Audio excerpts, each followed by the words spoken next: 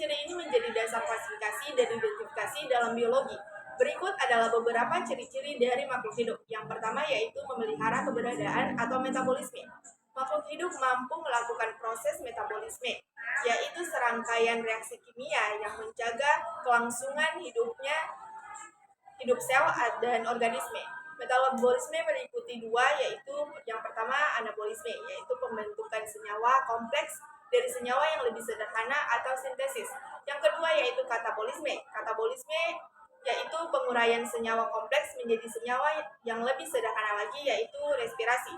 Yang kedua yaitu beradaptasi. Makhluk hidup mampu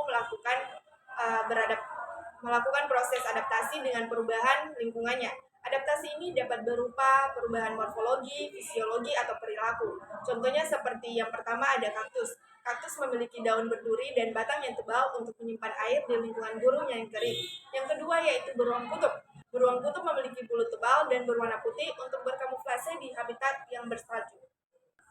Ciri-ciri makhluk hidup bertumbuh dan berkembang.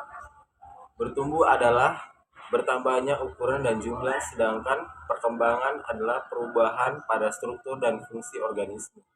Contoh pertumbuhan, bayi yang tumbuh menjadi dewasa, sedangkan perkembangan kepompong ulat yang berubah menjadi kupu-kupu. Dan kemudian ciri-ciri makhluk hidup berkembang biak. Makhluk hidup mampu menciptakan keturunan baru melalui reproduksi. Mereka reproduksi melalui dua cara. Yang pertama aseksual tanpa pasangan, dan yang kedua seksual dengan pasangan. Contoh aseksual, perubahan biner pada bakteri, building pada ragi.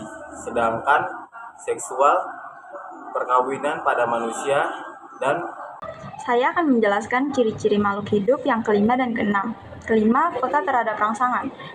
Dalam ilmu biologi, peka terhadap rangsang memiliki istilah yang bernama iritabilita. Peka terhadap rangsang adalah kemampuan makhluk hidup untuk bereaksi setiap kali diberi atau mendapatkan rangsangan. 6. Tersusun dari sel. Semua makhluk hidup tersusun dari satu sel atau lebih. Sel merupakan unit terkecil dan dasar dari susunan bagian tubuh makhluk hidup. Sel terbagi menjadi 3 kategori, yaitu sel genetik, membran plasma, dan sitoplasma. Ciri-ciri makhluk hidup yang berikut adalah memiliki RNA dan DNA. Setiap makhluk hidup memiliki materi genetik berupa DNA atau deoksiribonukleik asid atau RNA ribonukleik asid.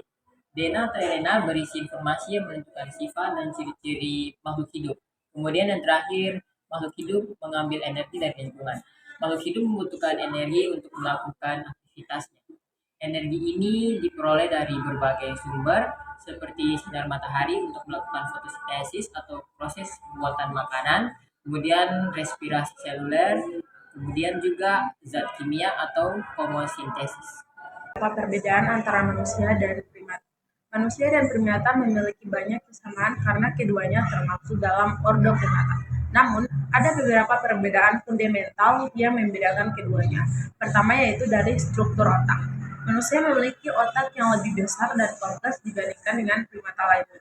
Hal ini memungkinkan manusia untuk memiliki kemampuan kognitif yang lebih tinggi seperti berpikir abstrak, memecahkan masalah, dan menggunakan bahasa.